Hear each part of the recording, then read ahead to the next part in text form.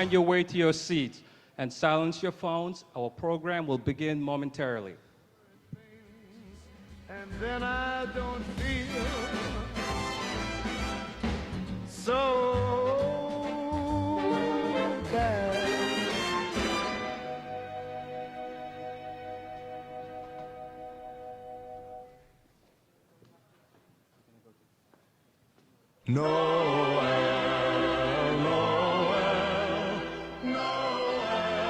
Please welcome City of Niagara Falls Mayor Robert Restaino.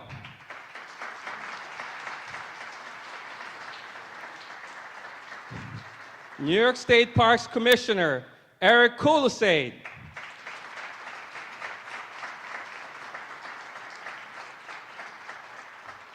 And now, please give a warm Western New York welcome to the 57th Governor of the great state of New York, Governor Kathy Hochul.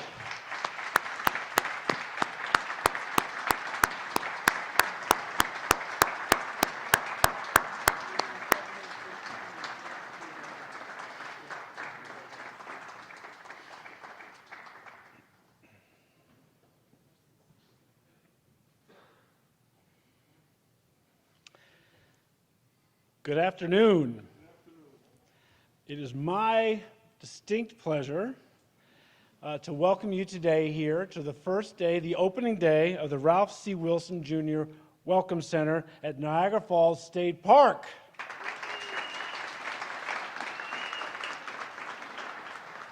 At State Parks, we are so excited to be able to show this beautiful building off. The team that designed and built the building will serve as a magnificent gateway not only to Niagara Falls State Park, but also to the city of Niagara Falls and all of Western New York for those 9 million visitors that come and visit this park every year. The building itself, if you look around, is environmentally friendly and is much better designed to meet the needs of the traveling public than the one that sat here before. Projects like this do not happen overnight, however. They require many partners, contractors, architects, builders, our own staff. But I want to just thank some of the people in the audience. Some of our partners are non-contracting partners. I want to recognize Mayor Robert Restaino, the City of Niagara Falls, a great partner for us. Senator Robert Ort, who's been a great partner. Assemblyman Angela Morinello, who's one of the great boosters of things in this area. And then all the other elected officials that are here today, including my colleagues from the cabinet. I also do want to send a personal acknowledgement to the chair of our Niagara State Parks Commission, Cindy Litro, and Stu Enger is also here, and we have other members of our commission here. We don't have anyone here, but I do also want to acknowledge this is the Ralph C. Wilson Jr. Welcome Center, Ralph C. Wilson Jr. Welcome Center, and that is in recognition of the $8 million that was given by the Ralph Wilson Foundation to this project, and they've been very generous with us to New York State Parks, obviously across Western New York, but here in particular. But in all cases, the number one greatest partner we have here is our governor, Kathy Hochul. As we head into the 100th anniversary of the creation of our state park system, we are incredibly fortunate to have a governor who is a true champion and partner for all we do here at State Parks. She's a regular visitor. She knows our parks inside and out. Many of them she knows better than I do. She's asking me questions about things, points things out. And there's just no question that her steadfast support has put our state parks on a whole different platform, a whole different plateau going forward. I'm so thrilled that you're able to join us today for this ribbon cutting. So with no further ado, it is my privilege to welcome the 57th Governor of the State of New York, Kathy Hochul.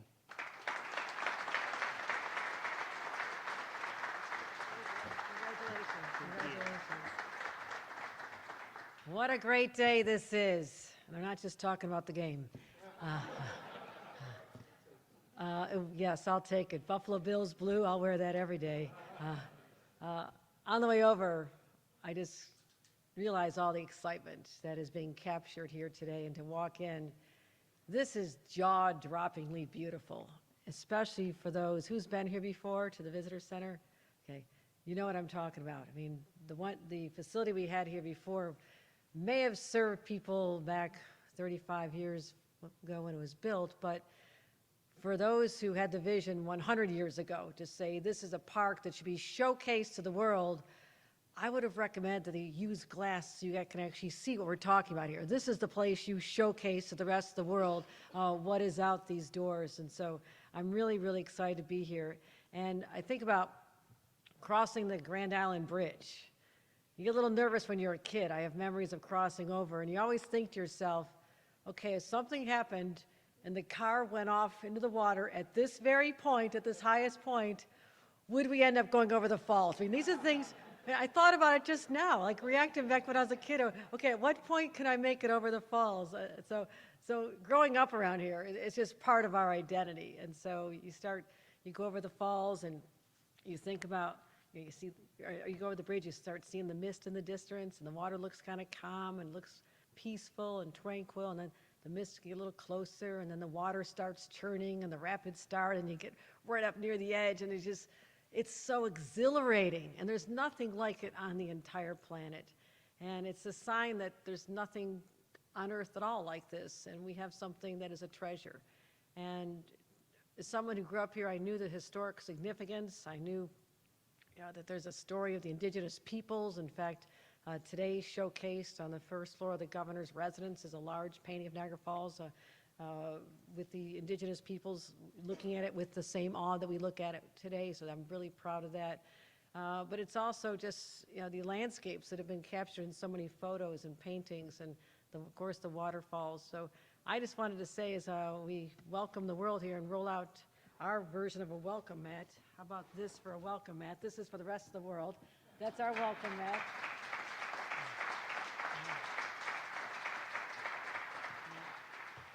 That's what this is. This is to say welcome to the rest of the world. And I want to, first of all, acknowledge Kim Hill, who's the indigenous interpreter that we have from Tuscarora. I want to also thank Eric Kulisade for your incredible vision. We've worked very closely together for a number of years here, and we always knew that this 100th anniversary was something we had to celebrate and to leave a legacy for the next 100 years, and I do believe this building does this. Hope Knight, Empire State Development CEO and President, I want to thank her for her leadership here. Welcome, you're here so often. We're starting to feel like you're a local. Of course, no one's more local than my two commissioners, DMV Commissioner Mark Schroeder and Tim Hogues, our Civil Service Commissioner. Let's give them a round of applause and welcome them. Partners in Albany are always great to have. I want to thank Senator Robert Ort and Angela Marinello from the Assembly for representing this area with such passion as they do. And also at the local level, we have Mayor Restaino, who you'll be hearing from momentarily, and I know he's enormously proud of the Cataract City and what we're showcasing here today. And of course, to have our chair of the Niagara Falls Parks Commission, Cindy Litro, here is something we're very happy to welcome you, and the members of the Parks Commission as well. So let's talk about what we're looking at this, and John Percy too. Thank you, John, as the president and CEO of Destiny. We've been to so many events together, and of course, the aquarium's in the house too. I got to start going through everybody here. How are my penguins doing?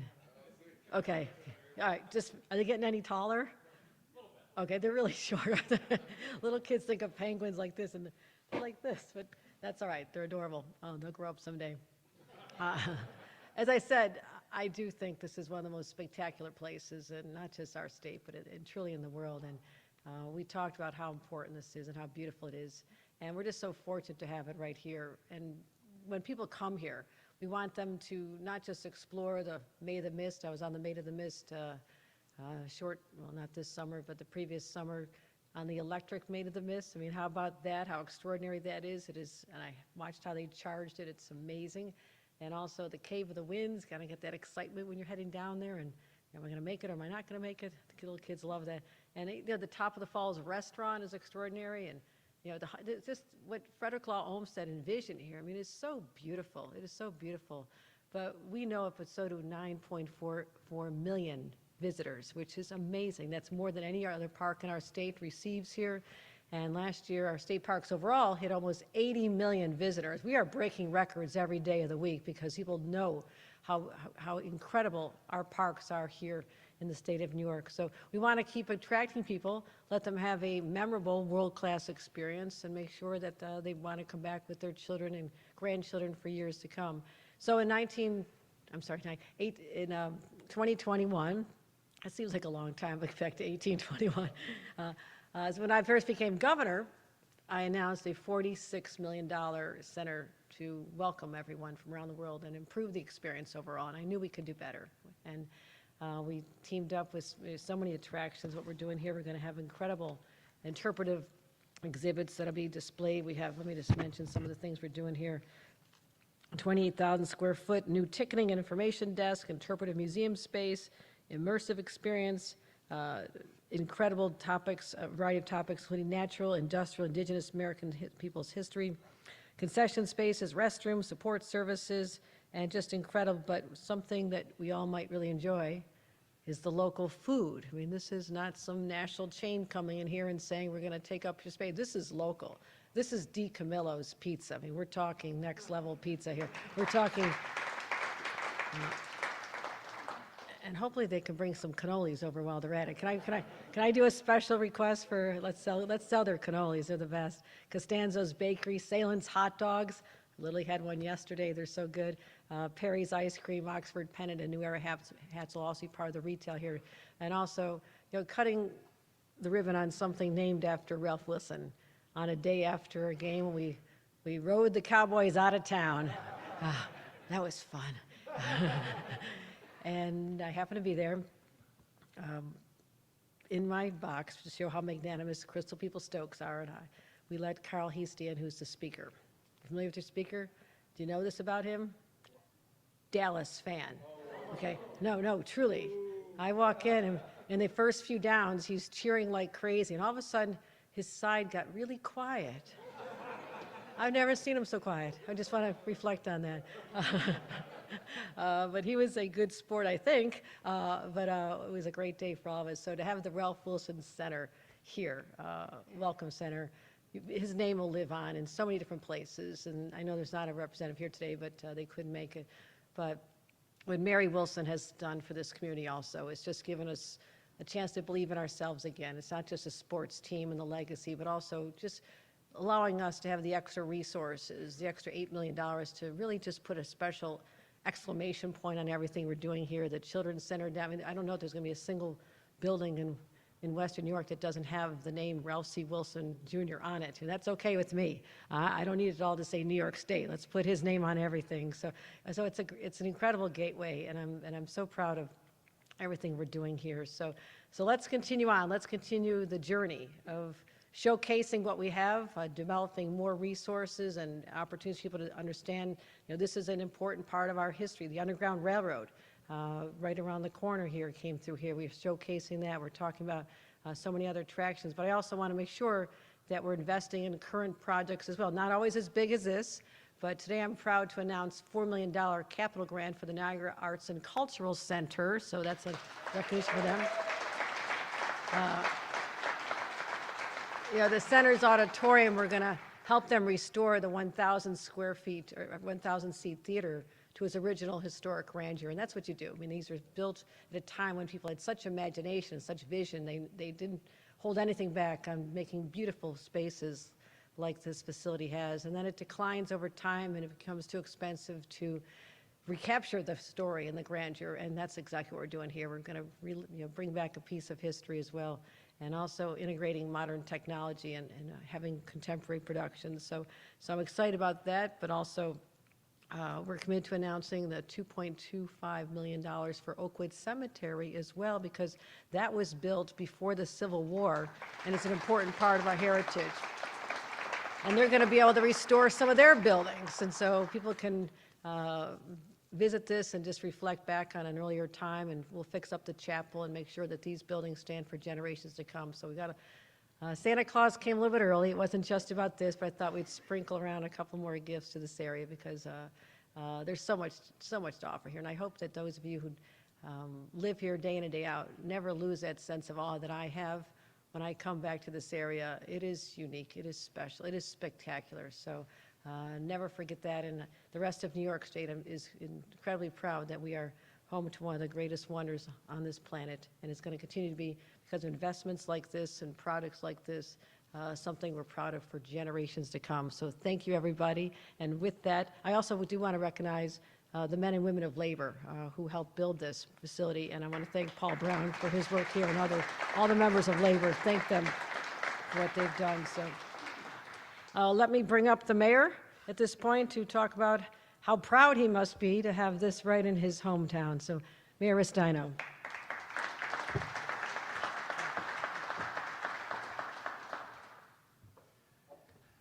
Thank you, Governor. First, let me say this is a spectacular building, and I know that all of the visitors and locals that come to the park will certainly be in awe of the beautiful construction as well as the views that you can get from just about any place in here. So I want to thank and congratulate the governor and the commissioner on a great vision and the ability to deliver it for the state park and for our community. I also have to tell you that it is really a pleasure that the governor is joining in with her investments in the the mission of this administration to improve the assets that we have within our city. The investments in the NAC also sort of piggybacks on to some investment that our administration has made in that building. It is a cultural center. I think those of you who have not been there should take the time just to visit. It's an incredible place, artists, and just a friendly place to be. So again, Governor, thank you so very much for your consideration and for your wisdom. The theater, once it is completed, is going to be breathtaking, so thank you again for that. Oakwood Cemetery really tells the story of Niagara Falls in so many ways. It is the place, the final resting place for so many of the great families that started off Niagara Falls. They created the industry, they created the community, and also some of our, our crazy daredevil friends are there too. So really, your investment in these two incredible community assets is really what we in our administration are looking to do, to bring as much excitement within the city as there is here in our state park. So again, let me just say thank you so very much for your continued commitment to the city of Niagara Falls, for your partnering with us in helping to develop these community assets, and for giving our community this fabulous visitor center. So again, thank you so very much. Please remain seated for the official ribbon cutting ceremony.